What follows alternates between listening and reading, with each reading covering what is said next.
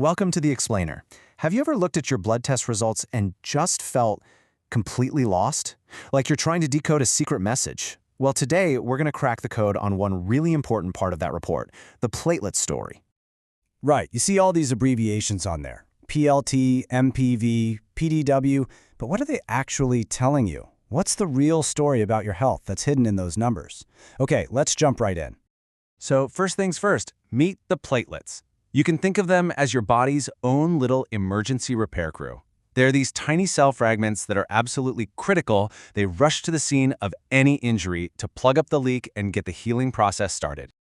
All right, so the main event, the number everyone looks at first, is the platelet count, or PLT. This is basically just a head count. How many of these little responders do you have circulating in your blood?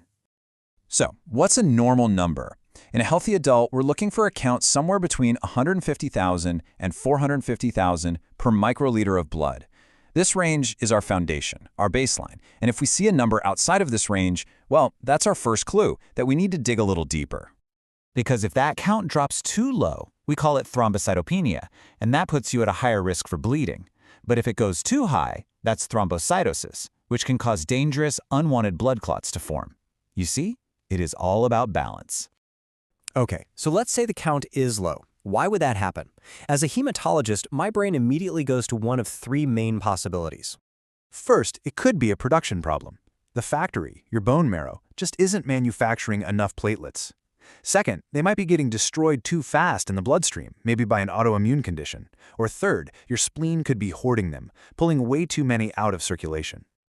But here's the really cool part.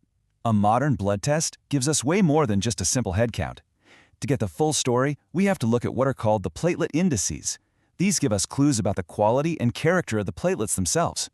So our first index is the mean platelet volume, or MPV. This tells us the average size of your platelets. The normal range is usually between 7.4 and 10.4 femtoliters. Are the members of your repair crew big and brawny, or are they on the smaller side?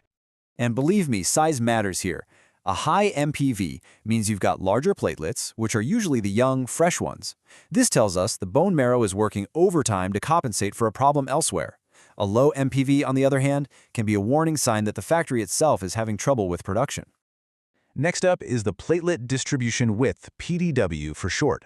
If MPV is the average size, PDW tells us about the variety in size. Is your crew pretty uniform, or do you have a big mix of large and small platelets? A lot of variation can be another important clue.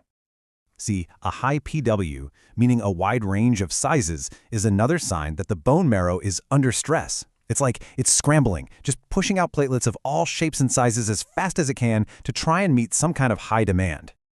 Then we have platelet crit, or PCT. This is pretty straightforward. You just multiply the platelet count by their average size, the MPV.